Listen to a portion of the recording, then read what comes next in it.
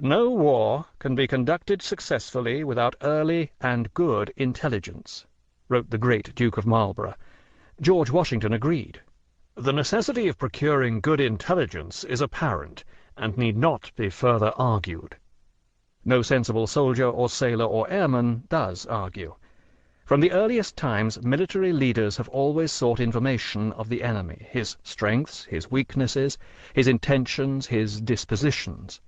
Alexander the Great, presiding at the Macedonian court as a boy while his father Philip was absent on campaign, was remembered by visitors from the lands he would later conquer for his persistence in questioning them about the size of the population of their territory, the productiveness of the soil, the course of the routes and rivers that crossed it, the location of its towns, harbors, and strong places, the identity of the important men. The young Alexander was assembling what today would be called economic, regional, or strategic intelligence, and the knowledge he accumulated served him well when he began his invasion of the Persian Empire, enormous in extent and widely diverse in composition. Alexander triumphed because he brought to his battlefields a ferocious fighting force of tribal warriors personally devoted to the Macedonian monarchy. But he also picked the Persian Empire to pieces, attacking at its weak points and exploiting its internal divisions. The strategy of divide and conquer, usually based on regional intelligence, underlay many of the greatest exploits of empire building. Not all. The Mongols preferred terror, counting on the word of their approach to dissolve resistance. If duplicity enhanced their terrible reputation, so much the better.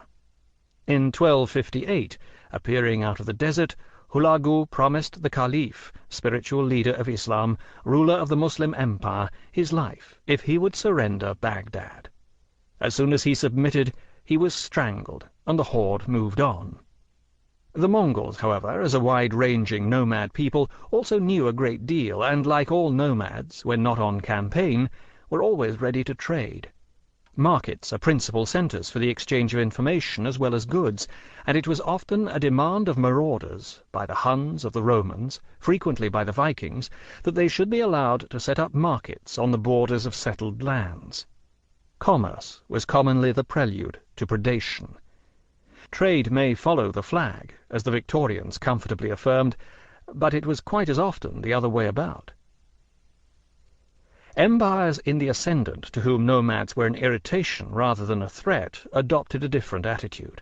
They gave and withheld permission to trade and hold markets on their borders as a deliberate means of local control. They also pursued active, forward policies.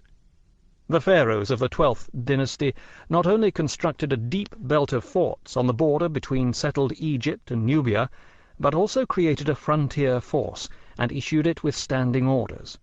Its duty was to prevent Nubian incursions into the Nile Valley, but also to patrol into the desert and report. One report, preserved on papyrus at Thebes, reads, "We have found the track of 32 men and 3 donkeys." Nearly 4,000 years old, it might have been written yesterday.